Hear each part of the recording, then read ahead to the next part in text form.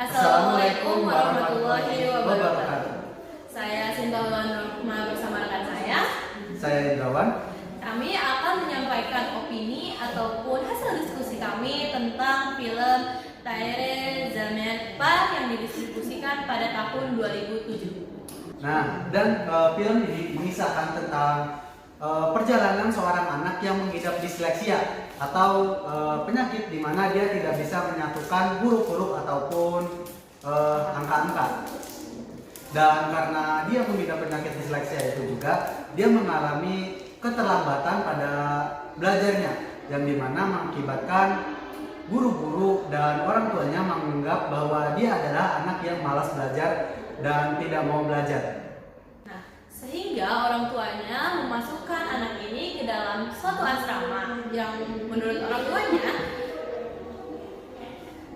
tuanya itu akan meningkatkan minat belajar anaknya, tetapi orang tuanya salah besar karena anak ini akhirnya malah makin menutup bakat yang ia miliki. Dan selanjutnya kami akan memberikan opini-opini atau pendapat kami mengenai film ini berdasarkan scene-scene yang akan kami tampilkan di belakang ini.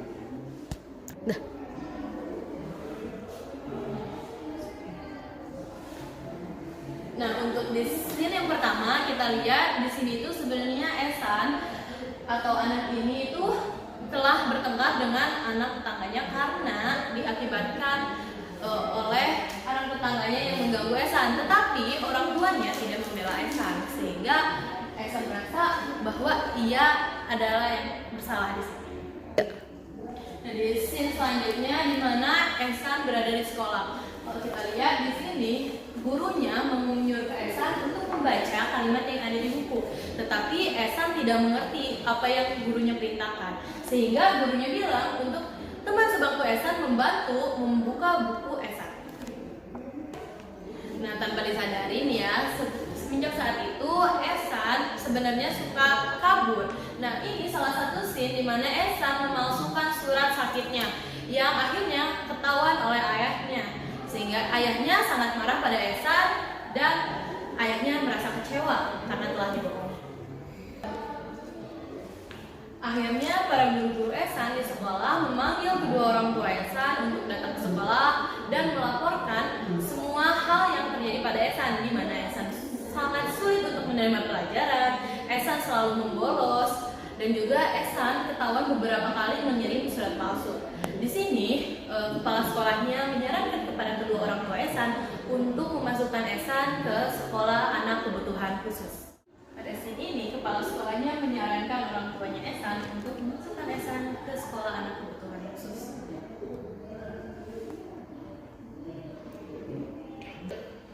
Nah, untuk di scene selanjutnya di sini orang tuanya Ehsan benar-benar memasukkan Ehsan ke dalam asrama yang telah dipilihkan ayahnya. Sebab ayahnya marah karena Ehsan selalu bolos dan juga sulit menerima pelajaran. Di sini ibunya itu merasa tidak tega pada Ehsan, tetapi karena keras ayahnya, mereka tetap memasukkan Ehsan ke dalam asrama tersebut. Nah, setelah dimasukkan ke dalam asrama, Ehsan bukannya makin pintar untuk belajar, Ehsan malah terlihat murung karena di asrama itu guru-gurunya sangat tegas dan juga bukannya malah memotivasi Ehsan malah direndahkan. Sampai akhirnya Ehsan datang ke dalam mata pelajaran di mana ada guru yang bersikap menyenangkan. Gurunya itu bernyanyi bersama dengan murid-muridnya, tetapi hanya Ehsan yang murung di situ. Gurunya yang heran akhirnya mendekati Ehsan dan bertanya kenapa Ehsan seperti itu.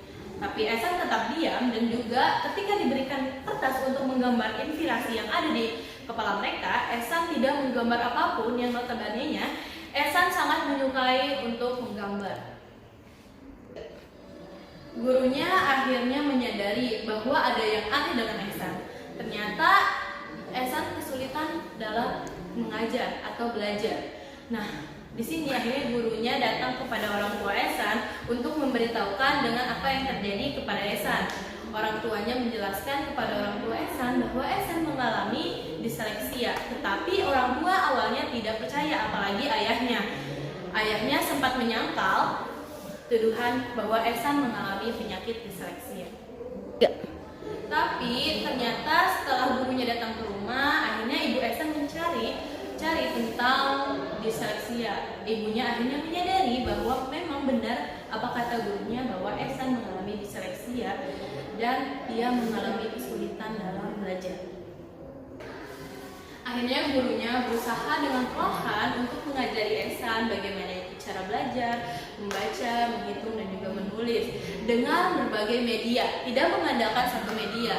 Nah, gurunya ini tahu bahwa Ehsan menyukai menggambar dan juga warna. Sampai lama-kelamaan Ehsan akhirnya bisa membaca dan juga menulis. Yang awalnya Ehsan saat masuk asrama menutup dirinya, lambat laun ia membuka dirinya lagi. Nah, dikarenakan ketekunan gurunya untuk mengajar Ehsan dan juga niat Ehsan untuk bisa dan juga berusaha, akhirnya Ehsan mampu untuk belajar. Ehsan dijadikan cover untuk buku siswa di sekolahnya. Nah, pesan moral dari film ini untuk orang tua, dan sebagai orang tua kita harus bisa melihat potensi apa yang ada dalam diri anak kita. Kita tidak bisa mematokkan segala sesuatu itu dari nilai. Nilai bukanlah salah satu yang terpenting dalam hidup kita. Kita harus bisa melihat ada bakat apa yang berada di dalam diri anak-anak kita. Dan juga sebagai guru kita harus bisa memahami sikap dan juga motorik anak diri kita, di mana apakah anak diri kita lebih cenderung pintar, menghitung, menggambar, ataupun bakat yang ia miliki lainnya. Tidak bisa kita menjudge ketika anak yang kita didik tidak bisa membaca atau lambat dalam menyerap suatu pendidikan tertentu.